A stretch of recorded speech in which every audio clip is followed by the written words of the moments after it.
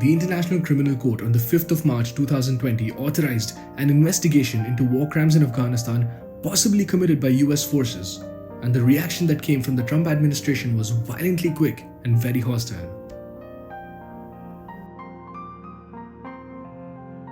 While refusing to identify the jurisdiction and the authority of the court, the Trump administration proceeded to sanction the court and its members and created a framework to freeze the US bank accounts and revoke US visas of the court's judges, lawyers, researchers, and staff, including Americans who materially support the investigation.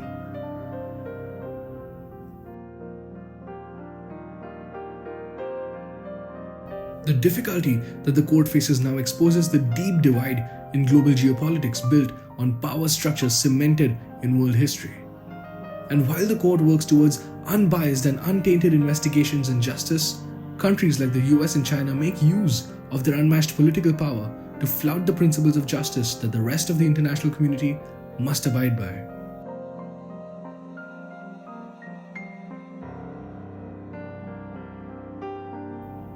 In this video, we'll explore some aspects written about by Karl Stan of the working of the international criminal courts that similarly seem flawed for an international justice organization. And while the conflict with the Trump administration is one nation refusing to abide by international standards unilaterally, the paradoxes of the court discussed in this video are about the court itself, its working, and its aims.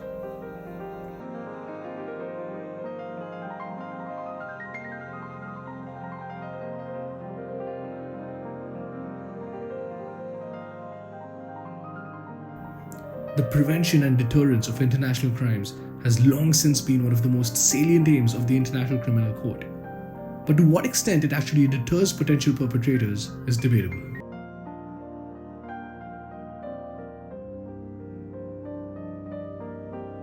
The very idea that a justice system prevents crimes from ever being committed relies on the assumption that the potential criminal will engage in a logical cost-benefit analysis and choose not to commit the crime. For any domestic justice system, the likelihood or the certainty of punishment and the severity of that punishment gives strength to the idea of deterrence. But the International Criminal Court doesn't function exactly like a domestic court.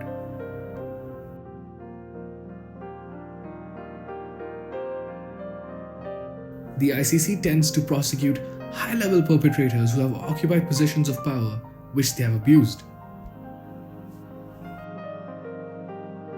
These perpetrators may not see themselves as answerable to the ICC and will only ever be brought before the court if they lose the power and clout that they have domestically and are pressured by circumstances and the international community as a whole.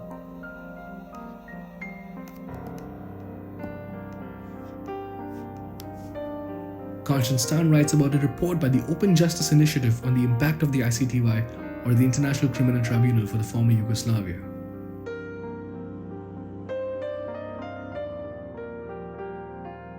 The authors of the report acknowledged that the work of the ICTY didn't much deter international crimes and atrocities.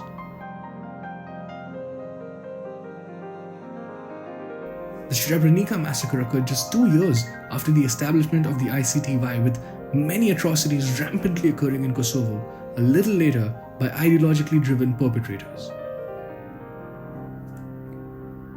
International justice is only fueled by the will of the most powerful international stakeholders, and justice among nations who are equal and sovereign in an international community is largely compromised because of that.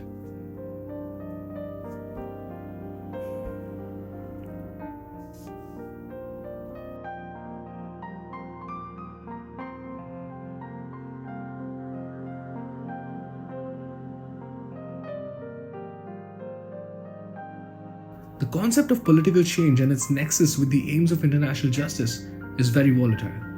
The aim of international justice institutions is to delegitimize the criminal and the criminal act in the hopes that it will bring out positive changes in domestic jurisdictions.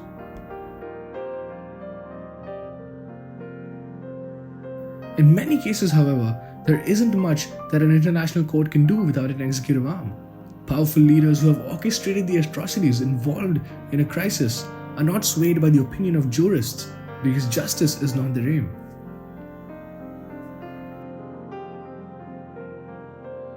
In cases like this, nations and governments committed to justice have assisted the court with sanctions and trade restrictions placed on the perpetrator. But in cases like that of al-Bashir and Uhuru Kenyatta, the perpetrators have managed to gain the sympathy along with the political support of their people despite serious and confirmed charges, and have remained in power unfazed by the opinions of the international community. In Yugoslavia, Serbian leaders have managed to turn cases against violent Serbian international criminals into a political campaign built on gaining the nationalist sympathy of the people of Serbia against international justice organizations.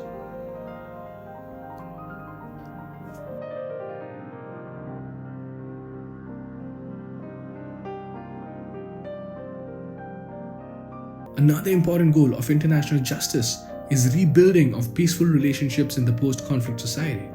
There are schools of thought that say reconciliation and trust building have successfully been brought about by the identification and prosecution of high-level perpetrators and the mass acknowledgement of the wrongs that have been committed by society.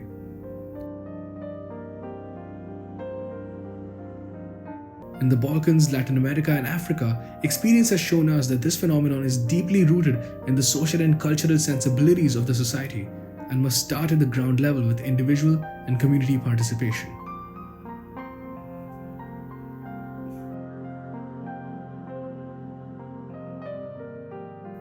The creation of a relationship of recognition and trust is a cognitive function and relies on social interaction. The function of the court, which is to establish a single narrative as the truth and punish the perpetrator, does not achieve the same.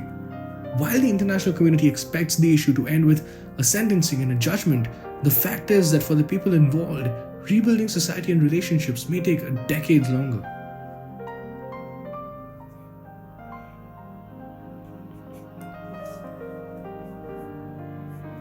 In many cases, guilty pleas have been entered into by the defendants as an acknowledgement of wrongdoing.